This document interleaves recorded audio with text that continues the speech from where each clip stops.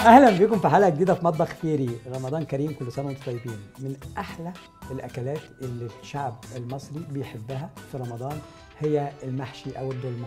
تعالوا مع بعض نشوف مقادير الدولمه او المحشي ان شاء الله، وكل سنه وانتم طيبين.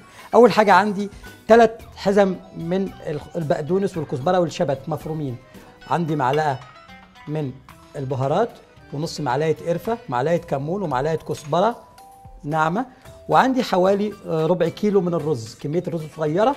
عندنا كمان 3-4 ثمرات طماطم متقطعين مكعبات، وكمان هنا عندنا شويه من البصل المفروم وفصين ثوم مفرومين. تعالوا مع بعض نشوف هنعمل ايه. اول حاجه هنجيب شويه من زيت بسيط كده، وبعدين نحط عليه البصل، وكمان نسيبه لما يدبل شويه سريعا،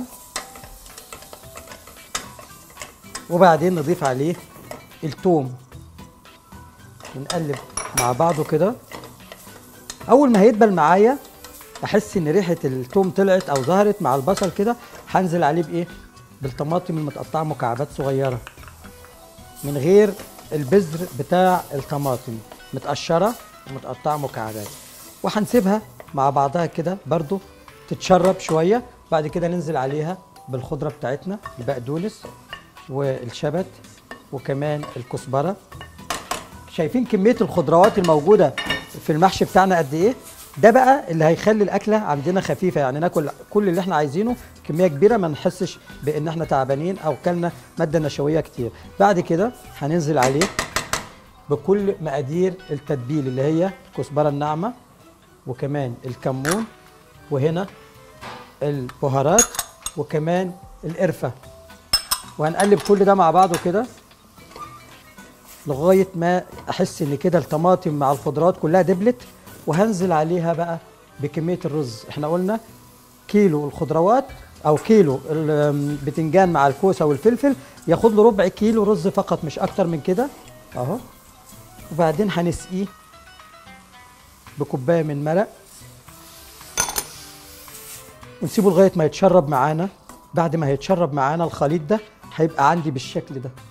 يتشرب معانا يعني يستوي 3/4 سوا. هنجيب عندي هنا كوسه مقوره وفلفل متقور وبتنجان متقور، ونملاه بالخليط. بس نحاول ما نخلوش يعني عاده احنا بنقعد نضغط جامد قوي كده، فلما نيجي نسوي بتحسوا ان هو مليان مكبوس، فاحنا مش عايزينه يبقى مكبوس قوي، عايزينه يبقى كده خفيف شويه. بعد ما هنملى كل الخضروات بتاعتي دي هنجيب كزرونه او حله صغيره، وهنحط الخضار بتاعنا كده واقف، مش هنميله. او لو حسينا ان هو حجمه طويل هنحطها كده مايله، مفيش مشكله، كميه جنب بعضها. وبعدين برضو نجيب الفلفل نملاها ونحط جنبه. وبعدين هنسقيه بشوربه، شويه شوربه. وبعد ما هنسقيه بشويه شوربه زي ما قلت لكم هنغطيه بشويه من زيت الزيتون بسيط على الوش، ونسيبه لغايه ما يستوي. ما بياخدش وقت خالص في التسويه. يعني ايه؟ يعني هنسيبه، لان انا عندي الرز يعتبر مستوي 3/4 سوا، هياخد له بالكتير من ربع لتلت ساعه. هنشوفه مع بعض دلوقتي عامل ازاي بعد ما نخلص. ده شكل طبق المحشي. بنروح اشهر المطاعم نلاقي الطبق ده بيتقدم لنا، يا ريت تجربوه. هيكون زي ما قلت لكم احلى حاجه فيه ان كميه النشويات فيه قليله. وبعد ما خلصنا المحشي بتاعنا ده وفيه كميه الدهون دي، اقوى سائل طبعا عارفينه فيري، اقوى سائل لازاله الدهون. وبالهنا والشفا، كل سنه وانتم طيبين ورمضان كريم. اشوفكم دايما في حلقات جميله مع مطبخ فيري.